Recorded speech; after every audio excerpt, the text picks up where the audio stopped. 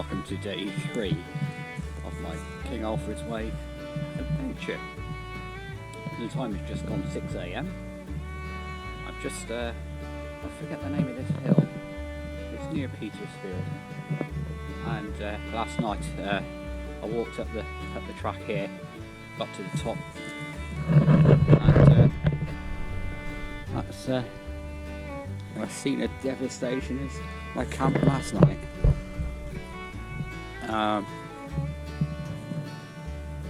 It's a lot quieter in this wood than it was last night, or the night before.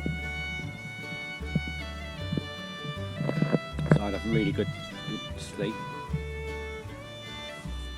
I've had some coffee this morning, which was a luxury compared to yesterday. And yeah, I'm just sat here just enjoying that coffee and having a bite to eat for breakfast. Already seen a rider go by. I saw some mountain bikers go by last night as well, in pairs. Weirdly, people walking as well, even though it was dark. But yeah, that was pretty good. The only downer is I've split my bivvy bag in the night. Let's see if I can get some tape today just to tape it up. Just to do one final night. I've had it a number of years now and it was only a cheapo thing. So it hit me well. But I feel really grubby, I could do with a shower.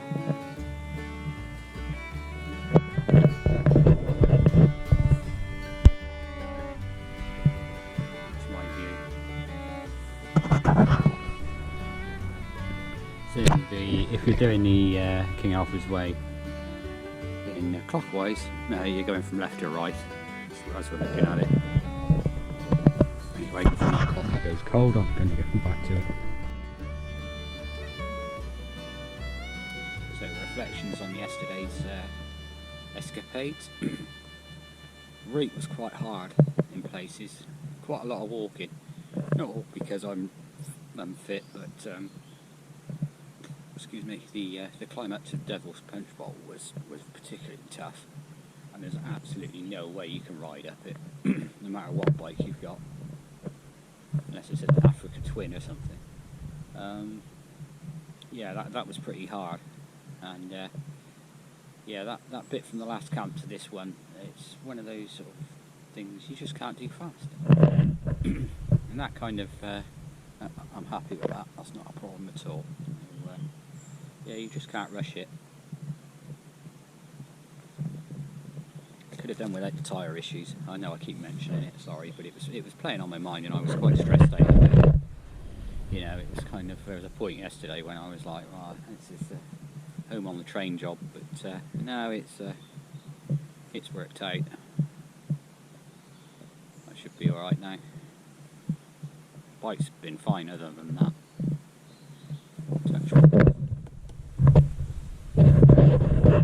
My bedroom view.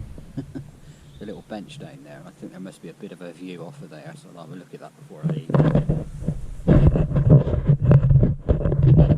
So I'm about 40k from Winchester. I was hoping to have got a little bit further on than I have, but it's actually a cracking spot again.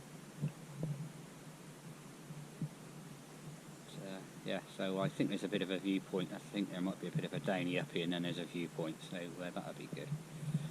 It doesn't seem that it was misty like it was yesterday morning, and you know, all the cobwebs were very visible, that kind of thing. First signs of autumn, really. It was just a bit sad, really, but we've had an absolute cracking summer. Packed up again, as before. No trace other than a bit of flattened end grind. Can't see anything I've left behind. So let's crack on.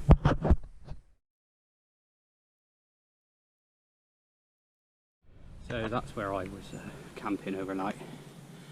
You couldn't have seen me, although I can see out. It worked quite well. Anyway, This was a beautiful spot at sunrise, so if I remember I'll put the photo I took in.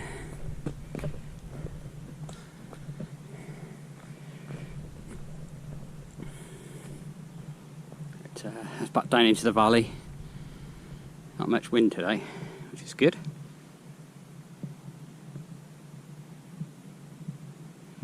Can't quite see the car park from here, it's hidden by a tree.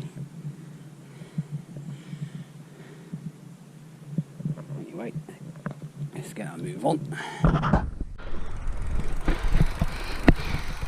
This is an iconic climb.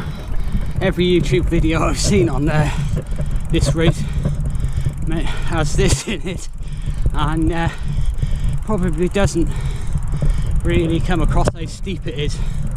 I'm already off from pushing. Got the A3 over there, and that's what I could hear from the campsite last night.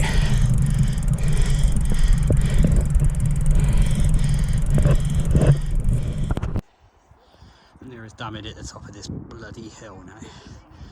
I don't know if you can see. I can see the sea.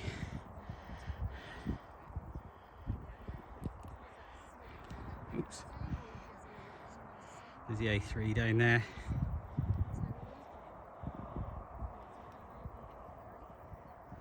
And I've got that to do. There's the mast over there. So these trees here are blocking the view, but actually I've now worked out where I am. That's actually the Solent with the Isle of Wight beyond, and Portsmouth is hidden by these trees. Just to show how high up I am. Felt like it too. I just lost a lot of altitude from back up there. It was very rough. Up at about 2 or 3 drop-offs as well.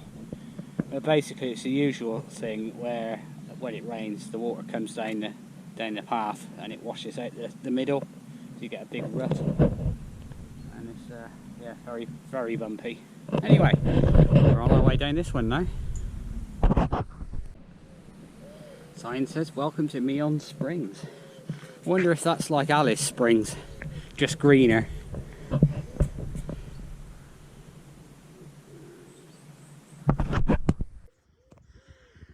I just thought I'd stop and have something to eat because I've burnt breakfast off already.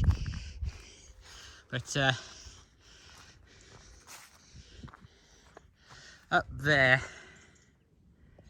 where the two masts are, I came down it just there, came off the top of that hill, and then followed down, turned left, and along here. So I'm, as I said, I've just stopped for something to eat now. Another glorious day. Well, I sweated my way up this hill here, but there's a wonderful surprise at the top. There's a cafe here, mate. Brilliant. Got a coffee, let me sit.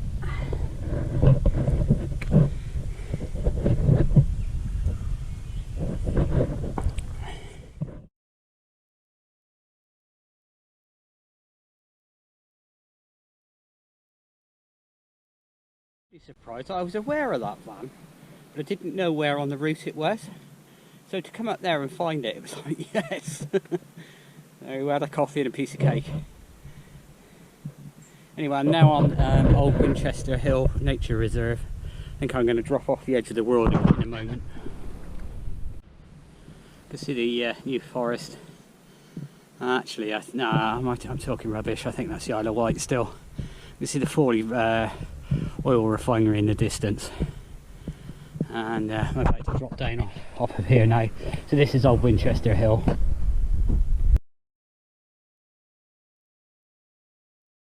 was coming down the path here, and it does a dog leg.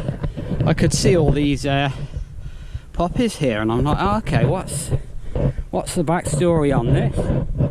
Anyway, the story is that a Mark IV Sterling towing a Horsa glider, practicing for the D-Day landings, crashed at this location.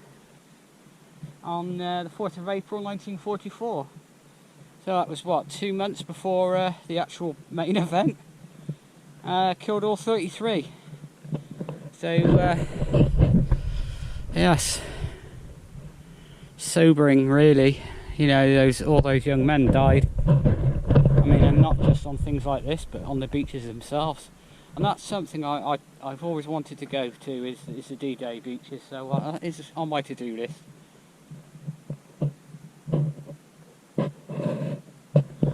There's Australian Air Force there as well.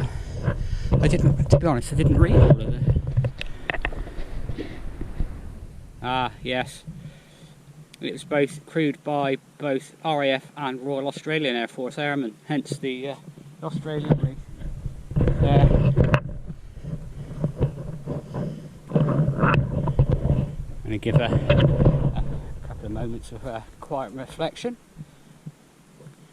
I actually had that slightly wrong. The Sterling actually crashed 17 miles west of here, and the Horsa glider that it was towing actually crashed a mile over there at Warnford Park.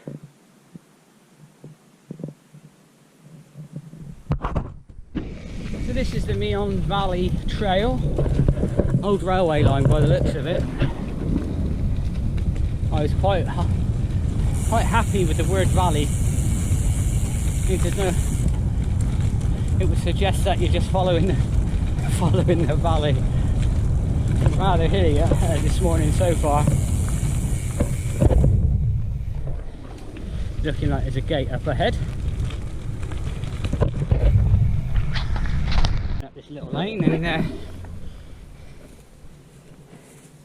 this whole hillside is full of vines.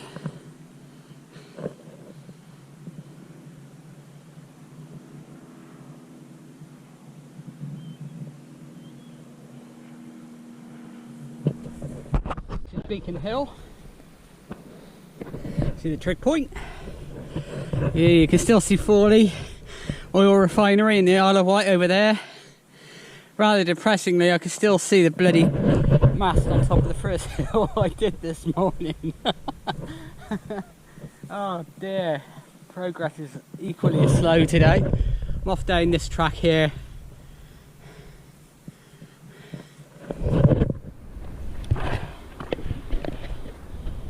Oh, I'm just going to out the shade, out of the shade, into the shade.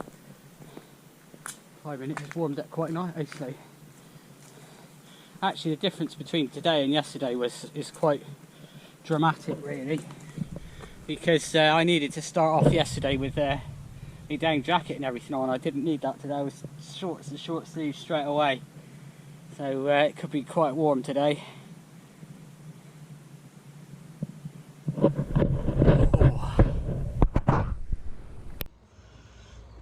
I came across this place called Cadence, and got a shipping container there they've made into a cafe, and so I've stopped for a coffee. It's only about 7 or 8 miles to Winchester now, so I'll stop for something to eat there.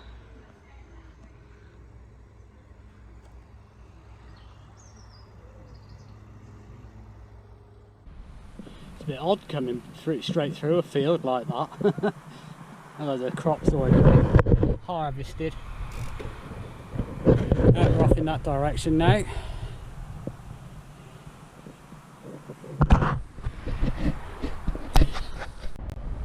Ladies and gentlemen, I present Winchester. It's the last little bit, if this was the finish point for me. Obviously I started further around, so I've got quite a way to go yet. I have to work it out later, but yep, Winchester.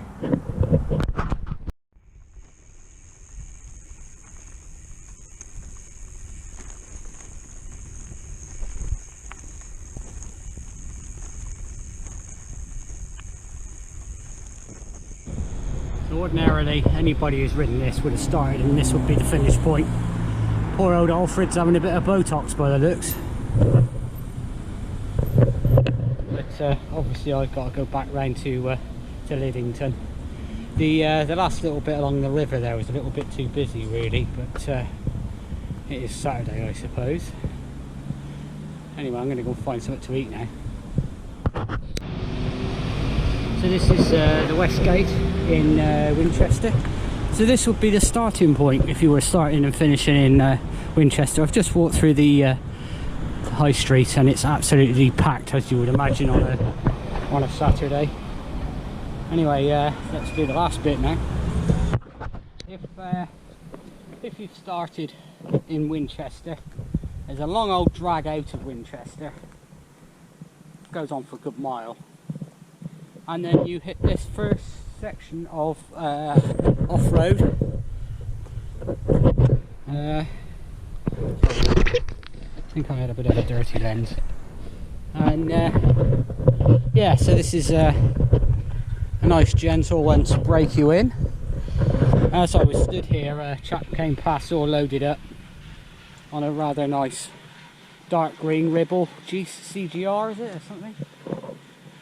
With all bags and everything on it. So he's clearly just started, I would imagine. He looks fresh like me. Oh dear. So I picked up some food in a convenience store in Winchester there. The first one I came to, and I'm going to have a picnic, and I was going to sit here, but I don't think it's a particularly great spot. I think I might go on a bit further up and then my picnic lunch. I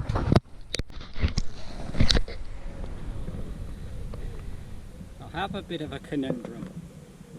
So from here to Salisbury is 25 miles, which has been taking me a long time on these tracks and stuff, and I'm not pushing it anyway, but I now have a conundrum in that if I go much further than sort of Salisbury, Amesbury, I'm on MOD land, which I'm not camping on that, thank you.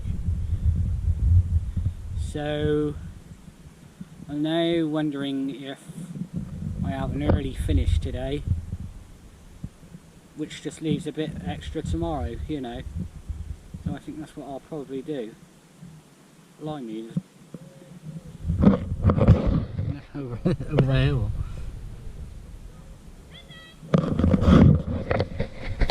So yeah, that's what I'm thinking about at the moment.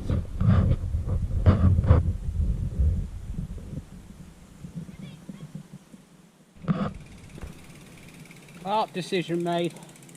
Going to camp out somewhere near Salisbury tonight. So yeah, I mean it's not very far to there now. Yeah, about 12 miles. So what's the time of day? Only 3 o'clock. So might have a beer. Let's stop in the pub. It's quite funny, I just come up this mega hill out of can't remember the name of the place. Anyway, it was like chalk and any moisture on it, and you just can't ride because it's like bloody ice. So I just walked up it, and these people had lost their dog. You seen a black dog? No. Carried on up the hill. Said dog was at the top of the hill. And it was sort of panicking, you know, like I'm lost. And I think they've reunited now, but yeah, the poor old dog was huffing and puffing. Sounded like me walking up that hill.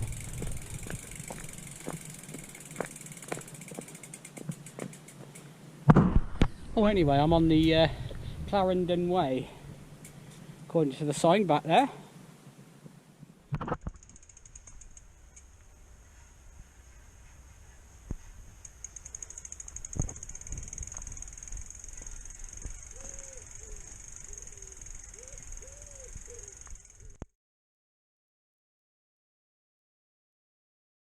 Gives you the impression this is an old Roman road.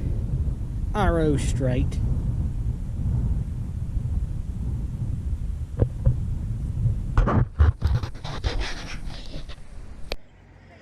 So a bit of a update I've decided to come into Salisbury to get some food and water, and remembered that there was a cycle track along by the canal cathedral.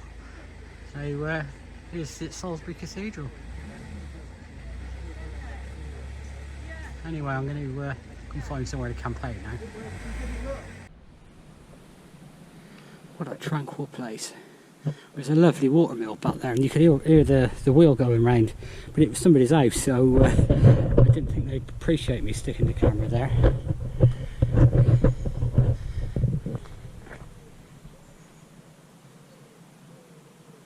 It's about 4 miles from Amesbury now. It's not far to Stonehenge.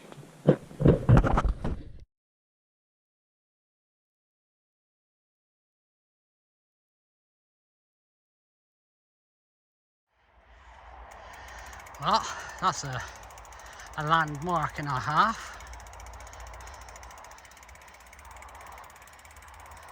This isn't actually on the route, it's